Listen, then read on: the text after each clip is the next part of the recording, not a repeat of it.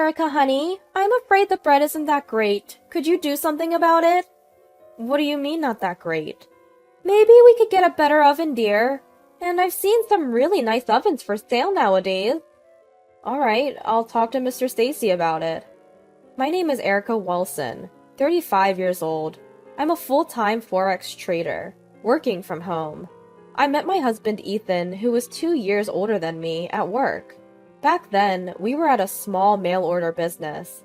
Ethan was in the pet food department, while I handled customer calls for the cosmetic department. It was a tough workplace, and we'd often have to catch the last train home after working overtime. But there was one thing we looked forward to: the weekly drinks with the same group of coworkers after another late night. Back then, working overtime day after day, we had no real enjoyment in life. Although we made decent money, we had no time to spend it, and our only reprieve was our nightly drinking sessions. It was in these sessions that my husband, who was part of our group, and I started dating, and we got married 3 years ago. After our marriage, I quit my job and stayed home for a while. During this time, I discovered Forex, bought several books, gathered a ton of information online, studied a lot, and that's how I came to be a Forex trader. It wasn't easy to reach the point where I could make a decent income from it. I bought a computer for trading, opened a trading account, and spent several months studying Forex, practicing with demo trades, and trading small amounts of money. After a while, I managed to develop my own style, and I started earning consistently. However, my in-laws who live with us do not understand my job at all. Last year, my father-in-law retired. My in-laws were living on their own public housing, and my husband, thinking it would be hard for them to live on just their pension, invited them to live with us in our 3-bedroom condo. I pay for the rent for our condo.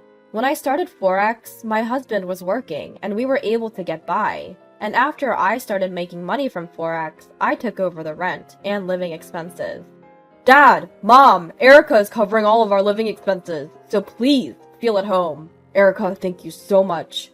Erica, we appreciate it. And that's how our life with my in-laws began. I don't do any household chores at all. I have a housekeeping service that does everything for me. There's a woman named Mrs. Stacy who is always in charge, and she is a great cook and does all the other chores perfectly, which is a big help. I spend my time studying Forex and sharing my earnings strategies on blogs and such, instead of doing housework. However, my in-laws don't like this. At first, when they moved in, they were modest and grateful, but after 2 months, they started complaining. Why doesn't the daughter-in-law do any housework even though she's at home? It's not a job to just sit in front of the computer all day. Forex is just gambling. Of course, they don't say these things directly to me, but I can tell they're nagging my husband about it. Since my husband doesn't have to pay rent or living expenses anymore and can spend his entire salary on himself, his attire has become flashy. He always wears custom-made suits, brand-name shoes, and bags. He has always loved fashion, and he seemed quite satisfied now that he can spend money on it. He used to be a buffer against my in-laws' complaints, but recently, that has changed. You're always glued to your computer, you don't wear makeup, and you only wear sweatpants. Isn't that terrible? Wait, what do you mean it's terrible? Do I need to dress up and put on makeup just to be at home?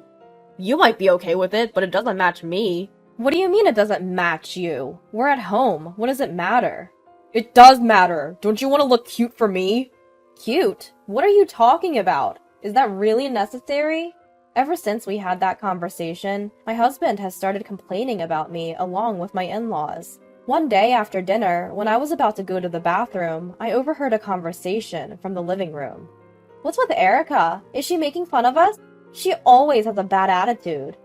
Yeah, she's making fun of us. She thinks we're poor because we lived in public housing.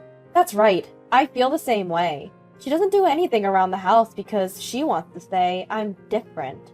Anyone can do Forex. Erica studied a little bit and started making $20,000 a month. I can do it too. That's right. You can do it too. She's making money from gambling that anyone can do, yet is acting all high and mighty. I don't like it. And she's not even cute. I always wonder who she thinks she is. Even though I work from home, I always had breakfast with my husband before he left for work. He still works at the company we used to work at, so he comes home late. We both valued our breakfast time together as our time, but he started avoiding it, saying, "I'll eat breakfast on the way, I'm good," leaving without eating. My mother-in-law sneered at my husband's behavior. "Yeah, Ethan must be getting tired of a woman who doesn't fulfill her duties as a wife. It's only natural." Duties as a wife? Isn't it enough that Mrs. Stacy is doing all the housework perfectly? Talking about duties as a wife is so out of date. Out of date? We value old-fashioned customs. I was scolded a lot by my mother-in-law, too. What do you mean, scolded? Even if you don't do that, as long as the housework is done, that's enough, isn't it? I'm the one paying for it. Money? Do you think I'll keep quiet if you bring up money? For a little living expenses. My mother-in-law, who had been living without having to spend on living expenses thanks to me, seemed to be using money to socialize with other people of her age in our apartment building. I've noticed her buying and carrying expensive brand name bags on several occasions. My father-in-law, too, was pouring all of his pension into his golf hobby. I even saw a new set of golf clubs in our hallway. I was the one paying the rent and the living expenses. I wondered what on earth these people were doing. I had no choice but to put up with it as my in-laws had nowhere else to live. Around a month after Ethan stopped eating breakfast with me, he started going on business trips more frequently. He told me he was tasked with a new business development. He was considering importing LEDs from Korea, and his trip to Korea dramatically increased. He said he had another trip to Korea over the weekend. As Ethan was gone, I decided to go out for lunch with my friend, Lily, at a somewhat upscale Italian restaurant. We had once dined there with Ethan, but then I saw him there when he was supposed to be on a business trip to Korea. Lily and I were cheerfully drinking wine on the terrace seat when she said, "Isn't that Ethan?" As I turned around, I saw Ethan leaving the restaurant with a woman. That can't be him, right? He's supposed to be in Korea. Lily tried to brush it off, but it was unmistakably Ethan. He was seemingly spending the weekend with another woman while telling me he was on a business trip. The woman was petite and had a cute atmosphere. She looked to be in her early 20s, considerably younger than Ethan, who's 37. I remembered Ethan asking me, "Do you want to look cute for me?" It was apparent that Ethan was cheating, so I hired a private detective to investigate him on Monday. Lately, many packages addressed to my mother-in-law were being delivered. "Did you buy something again, Mother?" "Do I need your permission?" "No, that's not what I mean." It seemed that my mother-in-law had gotten hooked on online shopping and was buying even more brand name bags and accessories. There are so many fake products online, I wondered if she knew. Sure enough, one day when Ethan was at work and I was working in my room, she came to me and said, "I need you to take a look at something." "What is it?" "Come on!" She had opened a package in the living room. "I bought 5 bags because they were cheap, but they seem to be fake." You need to be careful when shopping online, especially for brand name items. Upon inspection, the items were obviously fake. I couldn't help but wonder how much she had paid for these fakes. What should I do about this? You should try negotiating a return with the seller. She tried to contact the seller but couldn't find their phone number. When she finally did, it was a disconnected number. She tried emailing them, but of course, there was no response. She ended up paying a total of $3,000. The e-commerce website looked legitimate at first glance.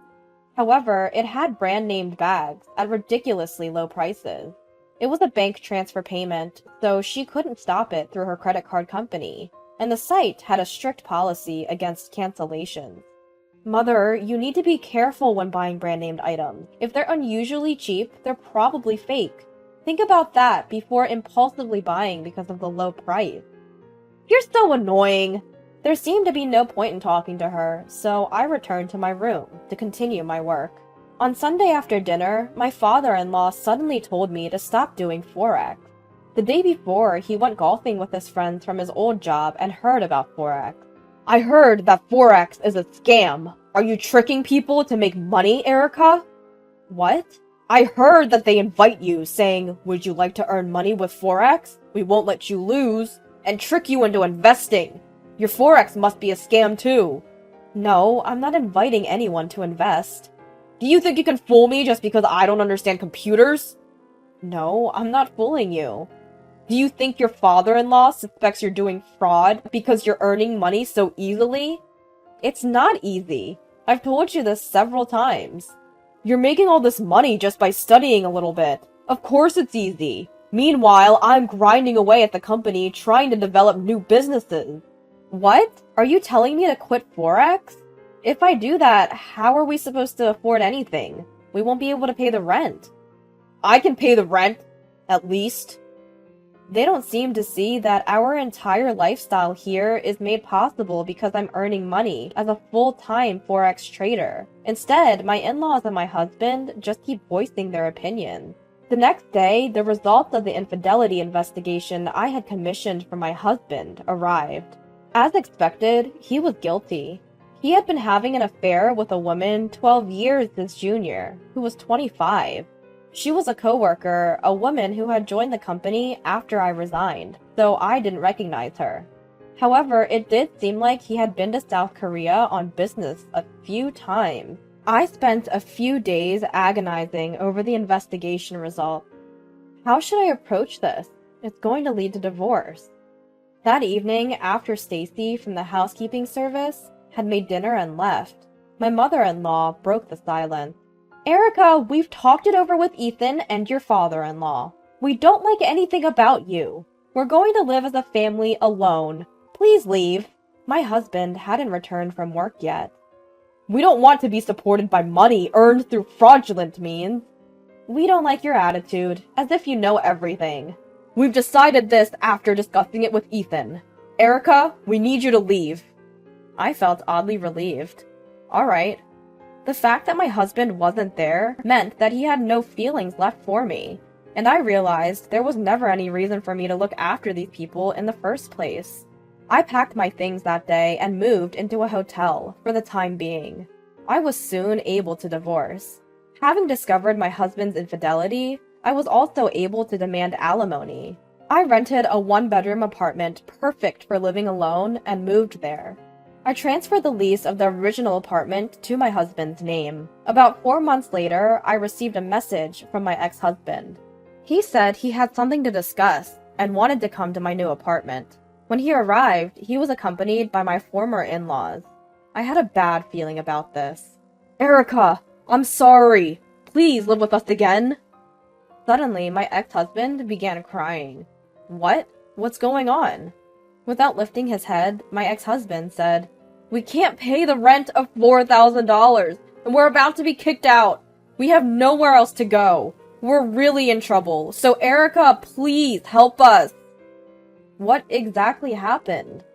According to my husband, right after I left the apartment, he had imported special LED lights for use in factories and hospitals from a South Korean manufacturer as part of his new business venture, LED import sales.